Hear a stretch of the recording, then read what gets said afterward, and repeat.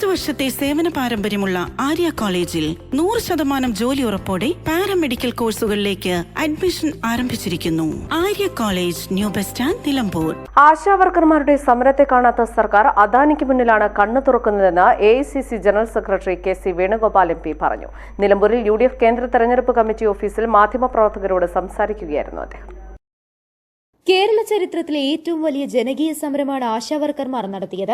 അവരുടെ ന്യായമായ ആവശ്യങ്ങൾ പോലും പരിഹരിക്കാൻ തയ്യാറാവാതെ സമരത്തെ പരിഹസിച്ച സർക്കാർ അദാനി ബന്ധമുള്ള കപ്പൽ കമ്പനിയെ സഹായിക്കുന്ന നിലപാടാണ് സ്വീകരിക്കുന്നത്. കപ്പൽ അപകടത്തിൽ കേസെടുത്ത് നഷ്ടപരിഹാരം ഈടാക്കണമെന്നാണ് താൻ ആവശ്യപ്പെട്ടത്. മഹാരാഷ്ട്രയിൽ കപ്പൽ അപകടത്തിൽ അവിടുത്തെ സർക്കാർ സ്വീകരിച്ച നടപടിയും ചൂണ്ടിക്കാട്ടിയിരുന്നു.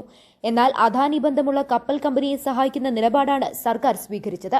കേസെടുക്കാൻ സംസ്ഥാന സർക്കാരിന് അധികാരമില്ലെന്നാണ് ആദ്യം പറഞ്ഞത്.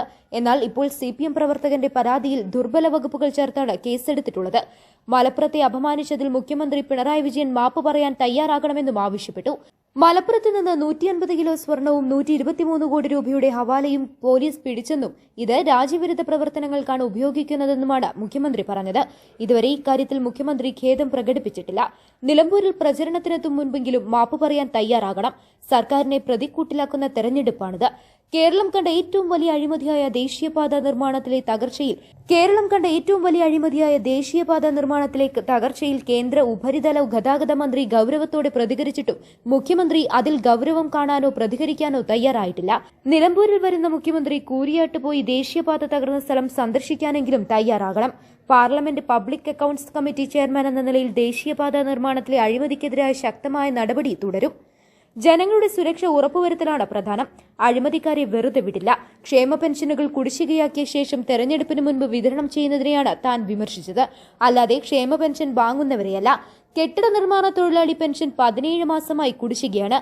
PSC അംഗങ്ങൾക്ക് ലക്ഷങ്ങളുടെ പെൻഷനും ആനുകൂല്യങ്ങളും നൽകിയ സർക്കാരാണ് പാവങ്ങളുടെ ക്ഷേമ പെൻഷൻ കുടിശ്ശികയാക്കുന്നത്. പെൻഷൻ ഔദാര്യമല്ല, അവകാശമാണ് എന്ന നിലപാടാണുള്ളത്. സമസ്ത ജനങ്ങളുടെയും ശാപം പേറുന്ന സർക്കാരാണിത്. അഭ്യസ്തവിദ്യരായ യുവതീ യുവാക്കളെ സർക്കാർ വഞ്ചിക്കുകയാണ്. PSC നിയമനങ്ങൾ നടക്കാതെ സ്വന്തക്കാരെ പിൻവാതിലിൽ നിയമിക്കുകയാണ്.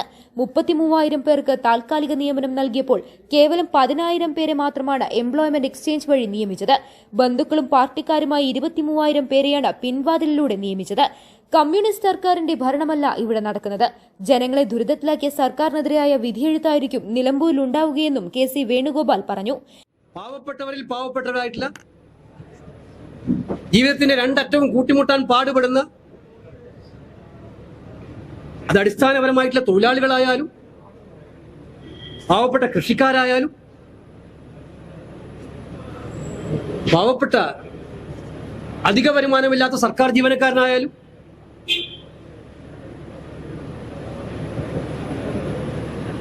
സഹോദരിമാരായാലും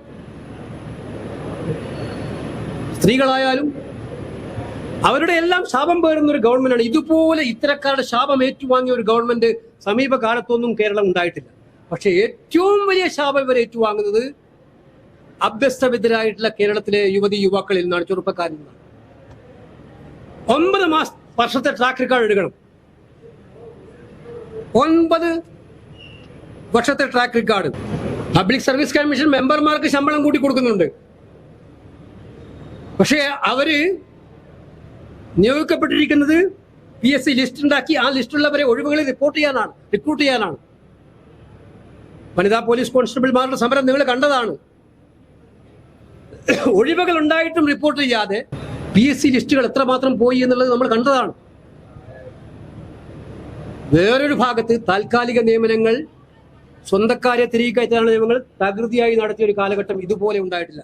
കണക്കെടുത്ത് നോക്കി നമുക്കറിയാം. UDF chairman Adoor Prakash, ET Muhammad Basheer MP, DCC president VS Joy എന്നിവരും സന്നിഹിതരായിരുന്നു. News bureau, Nilambur.